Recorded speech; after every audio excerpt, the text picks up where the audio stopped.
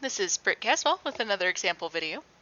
In today's video, I'm covering example 5 from section 9-3 in the SavvasRealize Algebra 1 textbook.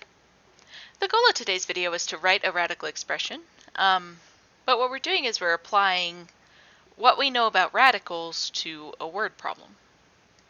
Right? So it says, the light fixture in an ice cream shop is in the shape of an ice cream cone. And the cone has a height that is 7 times the radius. Alright, so I'm going to go ahead and I'm just right away going to write that out. So the height equals 7 times the radius.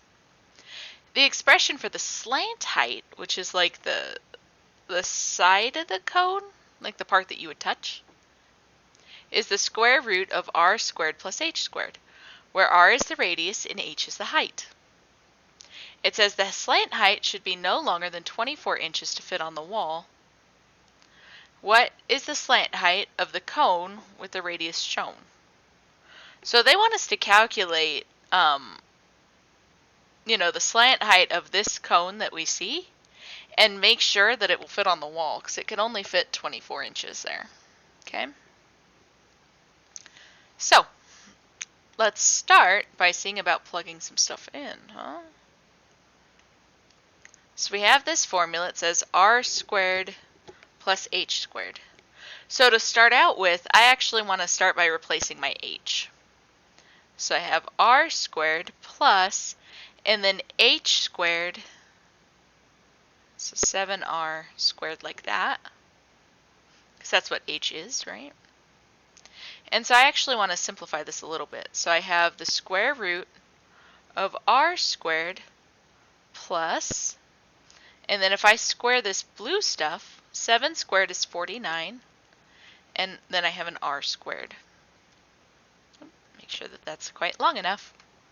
So r squared plus 49r squared is 50r squared. And so what I'm just doing is I'm kind of trying to simplify this a little bit at least. So now let's break apart 50. I know that 50 is 2 times 25, and 25 is 5 times 5. So I'm going to rewrite this as 2 times 5 times 5 times r squared. And I'm looking for pairs that can come out. So I have a pair of 5s, and I have an r squared, which simplifies to an r. And in my radical, I'm still left with a 2. So this is the expression that will find my slant height for whatever radius I have, as long as my height is double my radius. Okay, hopefully that made sense. I'm sorry, as long as my height is 7 times my radius. So now, let's take a look and see if it works for this cone. Alright, so on this cone, I have 5 times 3 is my radius, times the square root of 2. So that's 15 root 2, which I don't know exactly what that is. So I would just plug that into a calculator, and you get about 21.2 inches. Alright, so this ice cream cone should fit on the wall, because 21.2 inches is less than the 24 inches that they said would fit.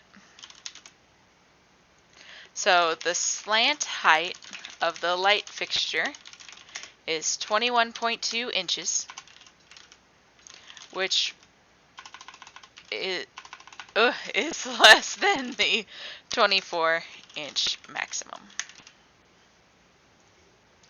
Alright, so now they say there's another cone that has a slant height that's 5 times the radius.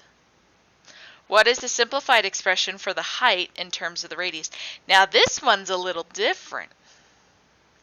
So on this one, they're saying that the slant height, I'm going to call that S. They're saying that we're using this expression, and they're saying that the slant height, S, is 5 times the radius. So they're saying this S is 5r. Oh, that's interesting. I think that's quite a spicy problem, isn't it? So let's make sure that we can get there.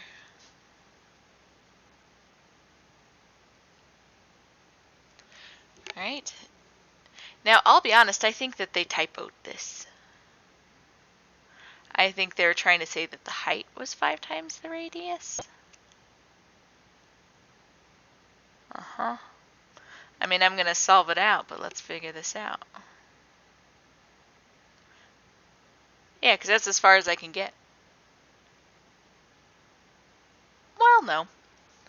Okay, so let's try this. So they're trying to have us solve for the height in terms of the radius. So we're trying to get the h alone. So first thing, I'm going to square to get rid of the square root. All right, so this turns into 25r squared. And this turns into r squared minus h, or plus h squared. So now to get the h alone, I'm going to subtract r squared.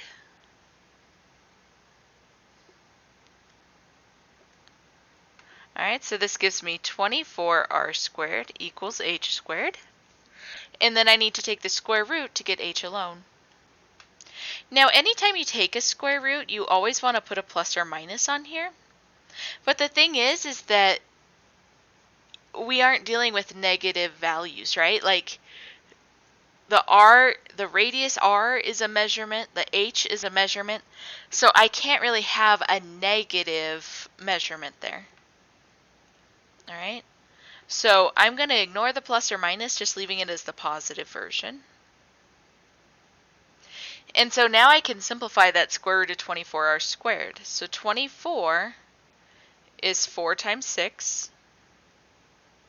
4 is 2 times 2, and 6 is 2 times 3. So I'm going to pull the 2 out. I'm going to pull the r out, and that leaves me with 6 inside my radical. All right, so maybe this is what they intended us to do. It's a bit much, isn't it?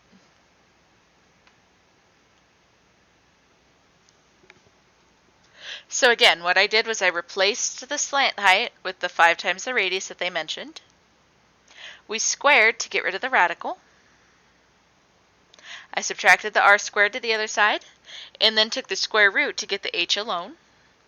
I said, well, when you take a square root, you always have to put a positive or negative, but because of the type of problem we're dealing with, there aren't any negative values. 24 was 2 times 2 times 2 times 3, so I took the pair of 2's out, and r squared turned into an r, and that left me with a root 6.